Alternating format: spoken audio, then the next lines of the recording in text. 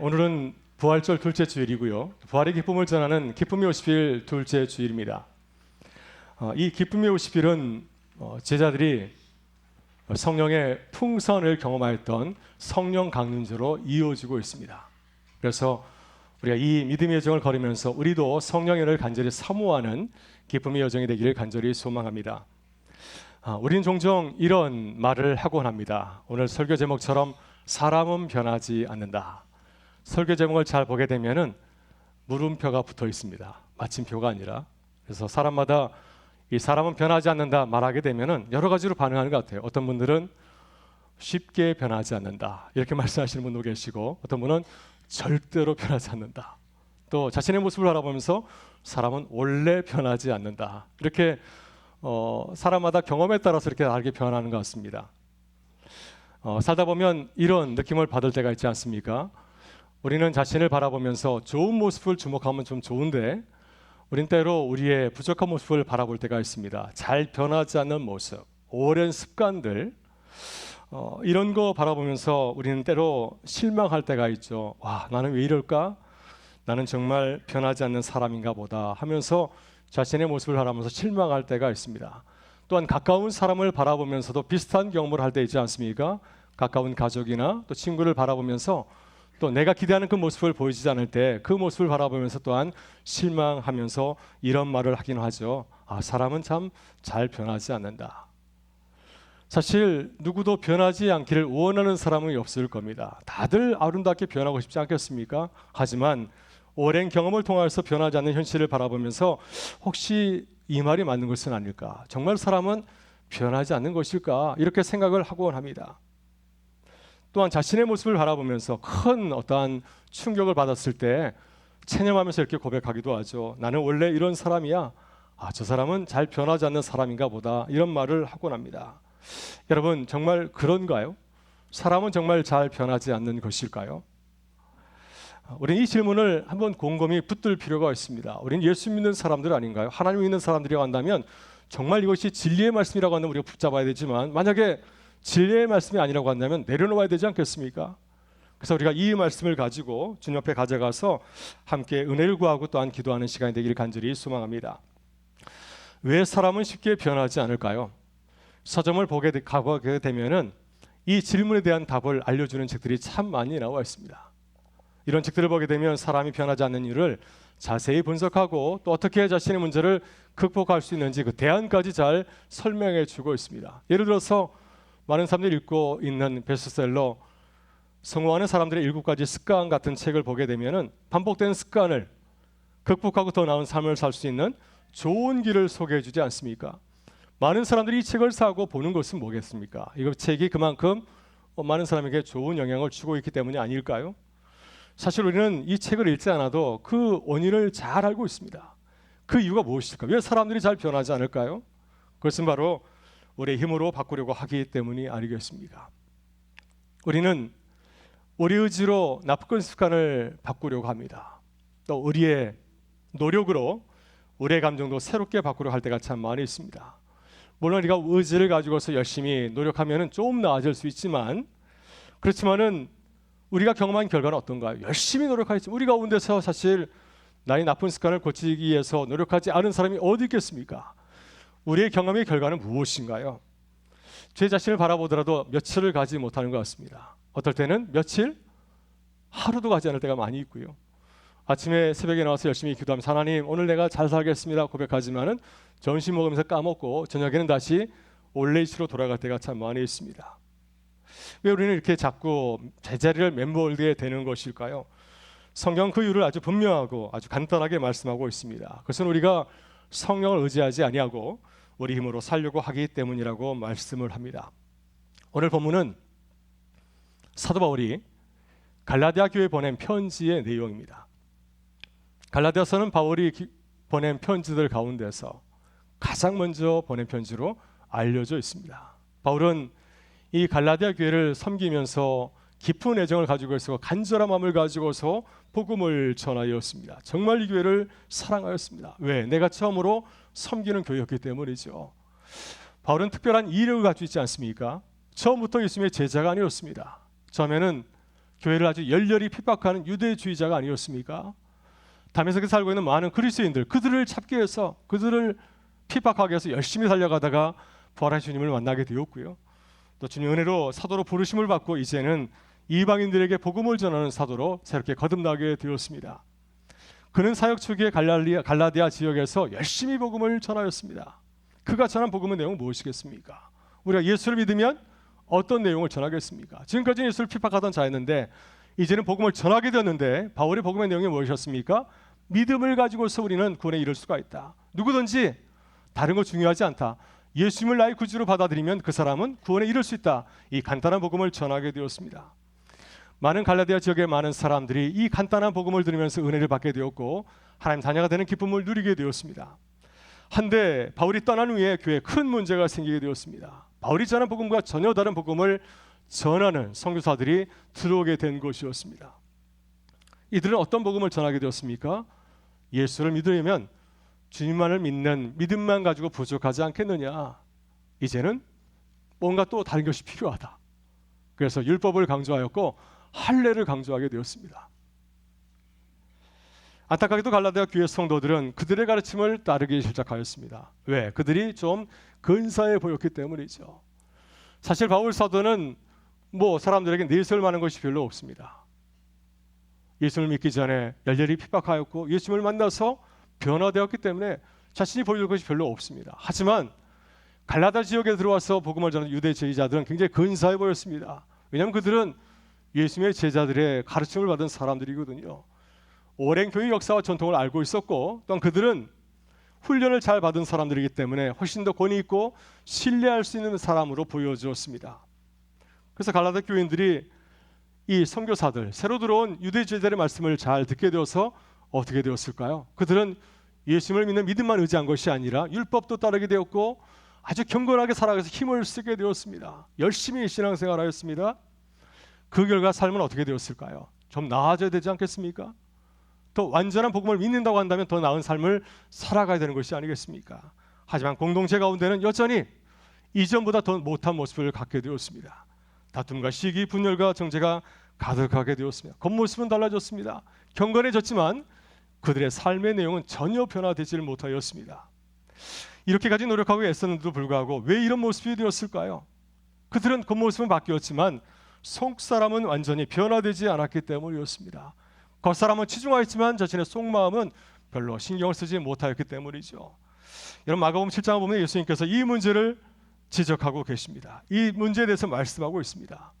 당시 예수님 당시의 유대인들도 마찬가지로 겉사람을 굉장히 중요하게 생각하여서 애적인 정결에서 신경을 많이 썼습니다.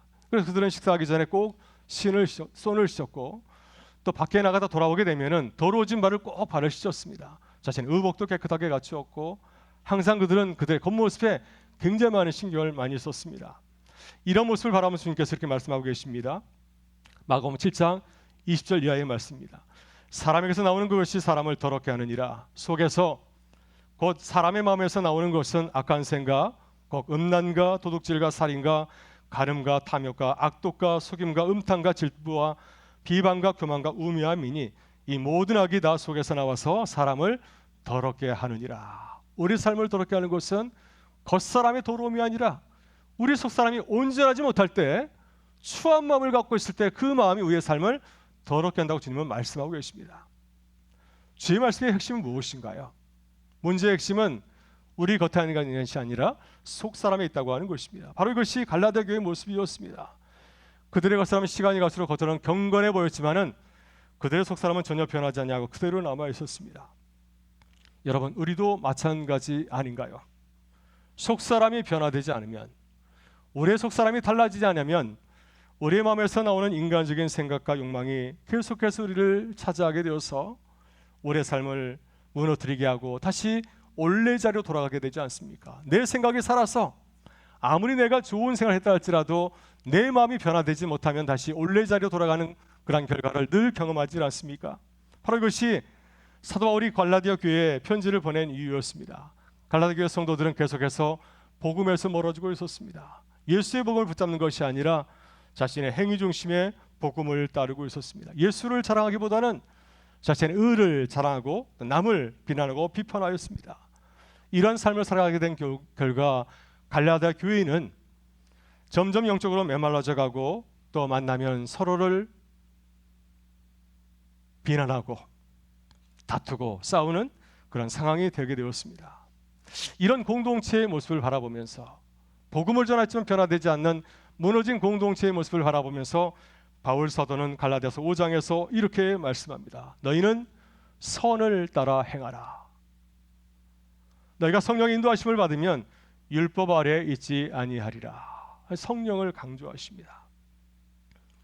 바울이 강조한 내용은 무엇인가요? 사람의 행위로는 변화될 수 없지만 성령 안에서는 새롭게 변화될 수 있다. 이 복음의 내용을 새롭게 전하게 되었습니다. 그래서 오늘 본문에서 이렇게 선포하는데요. 우리 본문의 말씀을 다시 한번 읽어보겠습니다. 갈라디아서 5장 22절 23절의 말씀입니다. 오직 성령의 열매는 사랑과 희락과 화평과 오래 참음과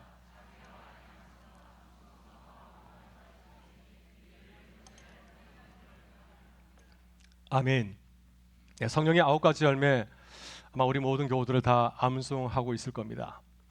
이 말씀을 읽을 때 여러분은 무엇에 주목하시나요? 저는 이 말씀을 묵상할 때마다 어떤 열매를 가지고 있나 내 모습을 생각하고 합니다. 그리고 스스로 평가합니다. 와, 나에게 이 열매가 다 있네? 이런 생각이 들면은 제가 굉장히 자랑스러워지고요. 하지만 제 모습을 바라보면서 와, 하나도 없네 하는 생각이 들면은 제 모습을 보면서 크게 실망하고 낙심하게 됩니다.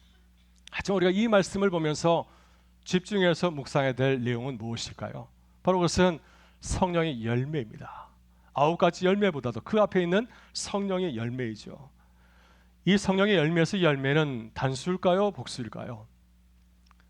오늘 본문에서 바울 사도는 이 단어를 복수로 표현하는 거 맞는 거 아닙니까? 9가지 열매니까 당연히 복수가 되는데 복수로 표현한 것이 아니라 단수, 카르포스, 단수로 표현을 하고 있습니다. 이것은 무엇일까요? 이 9가지 열매가 서로 따로따로 있는 것이 아니라 우리가 사랑 열매 맺고 그 다음에 희락 열매 맺고 이것이 저마다 다른 것이 아니라 성령 안에 거하게 되면 하나의 열매를 맺게 되는 그 안에는 이렇게 풍성한 열매가 가득 담겨 있다고 하는 사실입니다. 그렇다면 이 성령 열매를 묵상할 때 아주 중요한 질문이 생기게 되죠. 이 성령 열매를 어떻게 얻을 수 있을까? 이게 하늘에서 떨어지는 것입니까? 아니면 열심히 노력하면 이것이 얻는 것일까요? 오늘 주님은 분명히 말씀하십니다. 이 성령의 열매는 저절로 맺어지는 선물과 같습니다. 우리가 성령 안에 거할 때 우리에게 주어지는 선물이라고 말씀하고 있습니다. 그러게 우리가 진짜 관심을 가져야 될 것은 무엇일까요? 얼마나 열매가 있는가?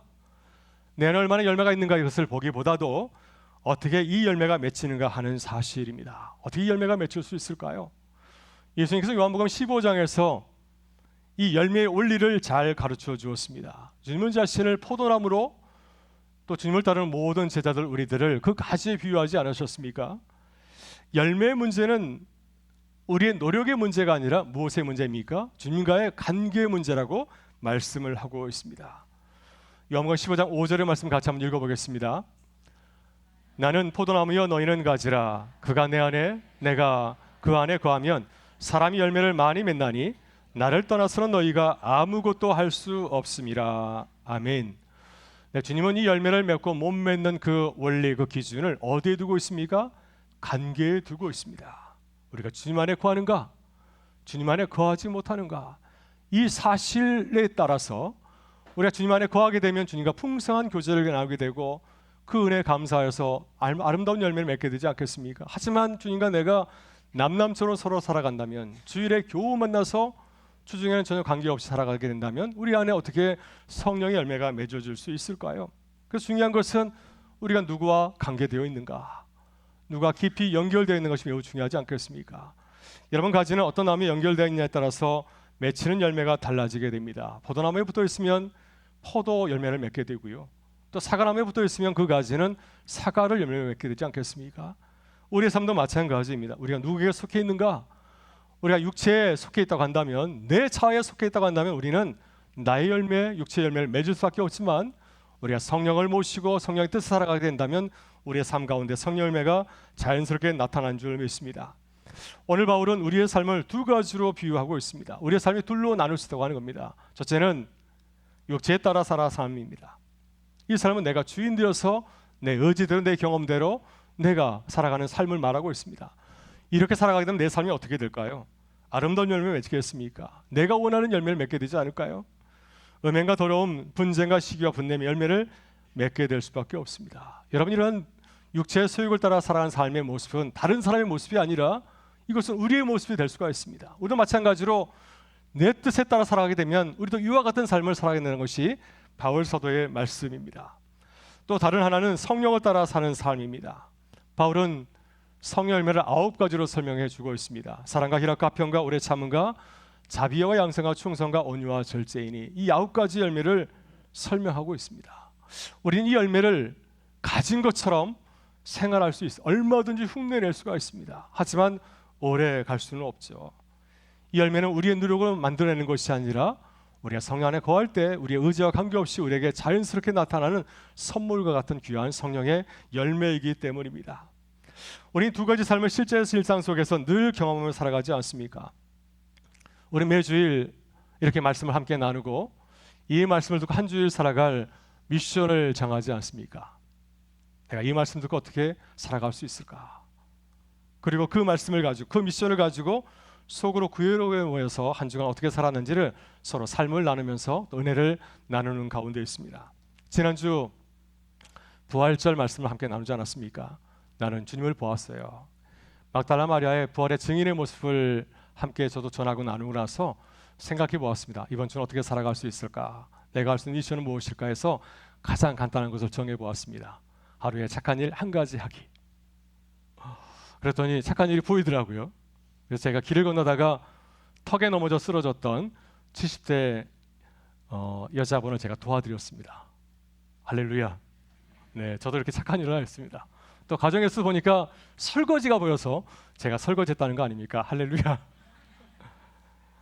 네, 우리가 성령을 의식하고 교제하면 하나님 무엇이 하면 좋을까요? 이런 마음을 가지면 선한 게 보입니다. 그리고 그 일을 할 수 있는 또 용기도 주지 않습니까?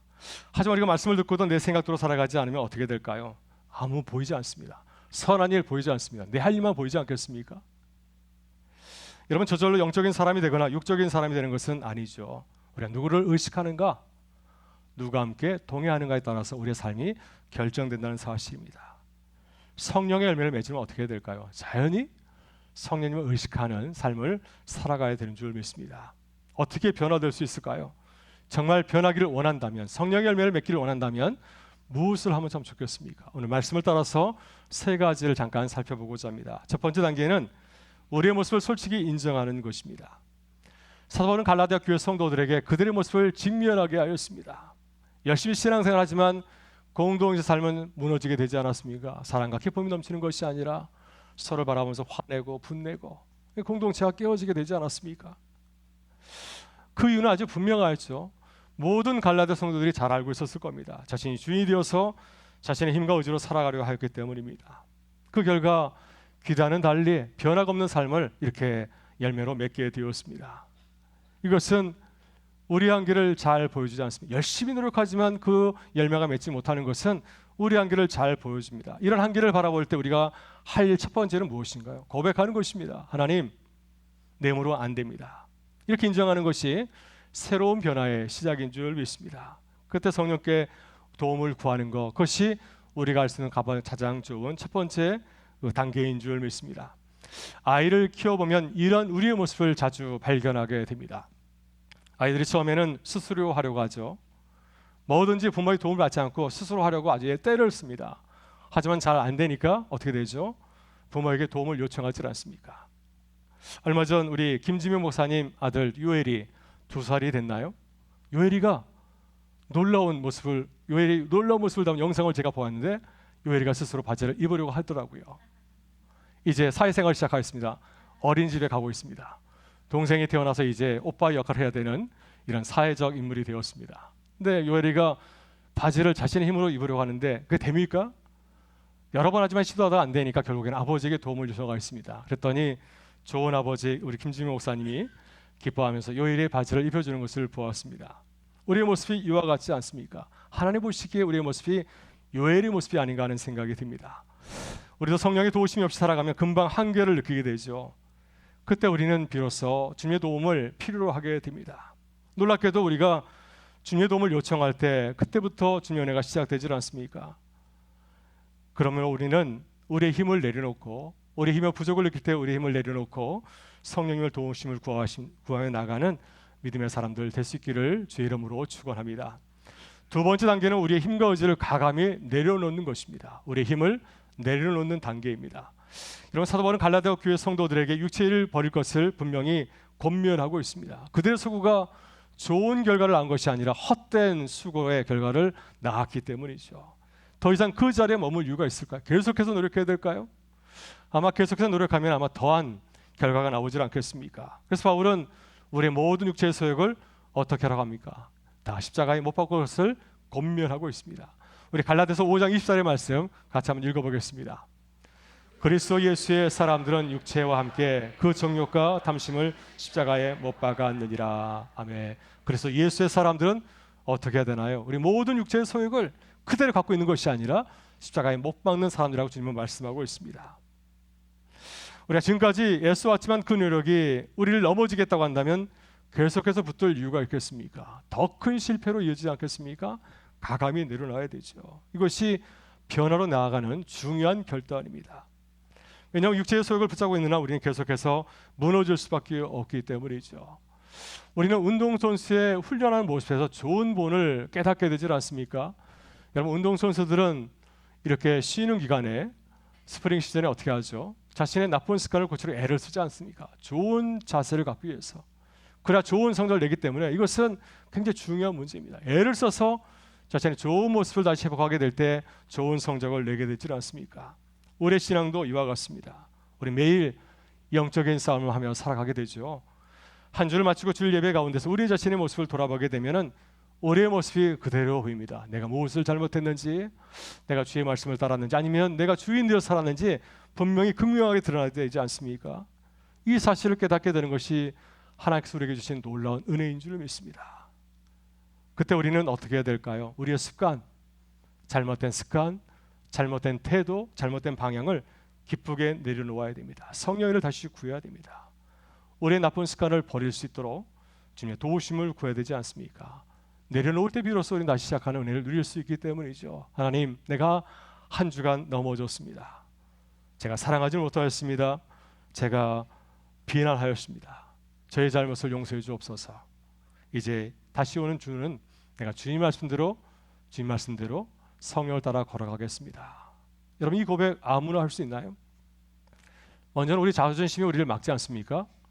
자존심이 허락하지 못해서 죄를 고백하지 못할 때도 있습니다. 또 때로는 사단이 우리를 유혹하지 않습니까? 너 그렇게 큰일 한 거 아니야, 나쁜 거 아니야. 계속해서 그거 해도 괜찮아. 우리를 유혹하지 않습니까? 그런 가운데서 이 모든 어려움을 다 가운데서 자신을 내놓고 솔직히 자신의 잘못을 고백하고 인정하는 것은 대단히 용기 있는 믿음의 행동이 아니겠습니까? 여기에 매우 중요한 사실이 있습니다. 세상은 우리를 비난할 수가 있습니다. 하지만 하나님께서는 우리를 기뻐하신다고 하는 사실입니다. 우리가 잘 아는 다윗이 그렇게 하지 않았습니까? 그 위대함은 어디 있나요? 그가 큰 일을 거둔 것보다도 하나님 앞에서 자신의 잘못을 인정한 사실이었습니다. 나단 선지자가 그에게 와서 당신은 왕이지만 무지무지하게 나쁜 죄를 저하였다 했을 때 그는 솔직하게 왕의 자존심을 내려놓고 그 죄를 인정하였습니다. 그래서 하나님께 무릎 꿇고 눈물을 흘리면서 기도하지 않았습니까? 하나님이여, 내 속에 정한 마음을 창조하시고 내 안에 정직한 영을 새롭게 하여 주옵소서. 여러분, 이 고백이 다윗을 다시 살게 하였습니다. 죄의 자리에서 일어나서 다시 바르게 하나님 마음에 합한 다윗으로 새롭게 거듭나는 기쁨을 누리게 된 줄 믿습니다. 그래서 우리도 우리의 마음을 열어야 합니다. 우리의 마음을 열어 주님께서 들어오실 수가 있습니다. 우리의 마음을 닫고 있으면 어떤 변화도 우리에게 일어나지 않습니다. 우리의 연약함을 발견할 때 낙심하지 마시고요. 그 자리에서 솔직히 고백하고 주님을 내 삶에 초대하실 수 있기를 바랍니다. 그때 주님과 함께하는 새로운 은혜 역사가 우리 가운데 함께하는 줄 믿습니다. 세 번째 단계는 성령과 함께 걸어가는 것입니다. 여러분, 사도 바울은 육체의 일과 성령의 일을 분명하게 구분하였습니다. 우리가 육체의 열매를 맺는 이유는 아주 분명하지 않습니까? 육체를 따라 살기 때문이죠. 이제 우리는 방향을 바꿔야 됩니다. 그 삶의 한계를 느꼈다고 한다면 우리는 방향을 바꿔야 되지 않겠습니까? 지금까지 내가 주인 되어 살아왔다고 한다면 이제는 성령님을 내 삶의 주인을 모시고 살아가야 됩니다. 성령을 사모하고 주님의 뜻을 깨닫게 해서 기도하고 또 주님의 뜻을 깨달았을 때는 주저하지 아니하고 그것을 실천하고 결단하는 삶을 살아가게 될 때 아름다운 열매가 맺히게 되지 않겠습니까? 여러분, 바울은 이 열매가 과정임을 강조하고 있습니다. 예수님께서 우리에게 주시는 그 열매는, 이 성령의 열매는 우리가 주님과 함께하는 과정의 열매입니다. 주님과 함께 걸어가게 될 때 이 삶의 열매가 맺히게 되는 거죠. 그래서 우리는 늘 우리 자신에게 물어야 되면, 나는 지금 누구와 함께 걸어가고 있는가? 홀로 걸어가고 있는가? 주님과 함께 손을 잡고 함께 걸어가고 있는가? 이 사실을 늘 묻고 확인해야 될 줄 믿습니다. 우린 성령 열매를 맺도록 부름받은 사람들입니다. 그 비결은 아주 단순하죠. 성령님을 우리의 삶에 모셔드리는 것입니다. 그분을 인정하고 존중하고 그의 말씀을 진리로 여기고 그 말씀을 따라 살아가는 것입니다. 우리가 성령과 동행하지 못하는 이유가 어디에 있을까요? 그 이유도 아주 분명하지 않습니까? 내가 성령을 인정하지 아니하고 그분을 무시하고 또 내 삶에 그분을 초대하지 않기 때문입니다. 하지만 성령께서 지금도 우리 안에 거하시며 함께한다는 사실을 인정하게 될 때, 그분의 존재를 내가 인정하게 될 때, 나와 함께 하시며 나를 위해서 모든 것을 아끼지 않는 그분의 사랑과 그분의 동행하심을 인정하게 될 때 우리 삶에 자연스럽게 성령 열매가 맺히게 되는 줄 믿습니다. 성령을 의식하면서 살아가게 될 때 우리의 삶 가운데 아름다운 열매가 맺힌 줄 믿습니다. 여러분, 성령과 함께 살아가게 되면은 그분의 좋으심을 우리가 인정하게 되지 않겠습니까? 참 좋으신 분이다. 이 사실을 깨닫게 될 때 우리는 전적으로의 마음을 열고 그분과 함께 걸어가는 기쁨을 누리게 되는 줄 믿습니다. 오늘 우리는 중요한 질문을 함께 나누었습니다. 사람은 변하지 않는다. 오늘 그 고백을 다시 또 하시는 분이 있을지 모르겠습니다. 오늘 주님은 우리에게 다시 한번 이 질문을 던집니다. 사람은 변하지 않는다 고백하는 우리에게 주님은 다시 묻습니다. 사람은 정말 변하지 않는가? 맞습니다. 사람은 스스로의 힘으로는 전혀 변하지 않습니다. 우리가 늘 공감하며 고백하는 바가 아니겠습니까? 하지만 주님께서 우리에게 분명히 말씀하지 않습니까? 사람은 변한다. 주 안에서 사람은 바뀝니다. 성령 안에서 우리는 반드시 변하는 줄 믿습니다. 이 말씀이 오늘 주님께서 우리에게 주시는 말씀인 줄 믿습니다. 또한 그 증거가 바로 저와 여러분인 줄 믿습니다. 이미 우리 안에서 놀라운 변화가 일어나고 있습니다. 여러분 느끼시나요? 단지 그 변화의 속도가 느릴 뿐입니다. 제 자신을 바라보게 되면 많이 변했습니다. 할렐루야. 네, 착한 일도 하고 많이 변했습니다. 저뿐만 아니라 우리 모든 교도도 많이 변했습니다. 제가 10년 전에 올 때보다 지금 보니 훨씬 많이 변화했습니다. 단지 우리가 느끼지 못할 뿐이죠. 그래서 우리가 이 시간 주님의 은혜를 간절히 사모하면서 이렇게 함께 고백하기를 원합니다. 우리는 변할 수 있습니다. 성령 안에서 새로워질 수 있습니다. 내 삶에도 아름다운 성령의 열매가 맺히는 줄 믿습니다. 기쁨의 50일을 걸어가면서 매주 성령의 9가지 열매를 한 가지씩 나누려고 합니다. 함께 성령 열매를 묵상하면서 그 은혜를 사모하게 하기를 바라고요. 그래서 이 기쁨의 50일을 걸어가면서 우리의 삶 가운데 9가지 성령의 열매, 아름다운 열매가 맺히는 기쁨을 누릴 수 있기를 주의 이름으로 축원합니다.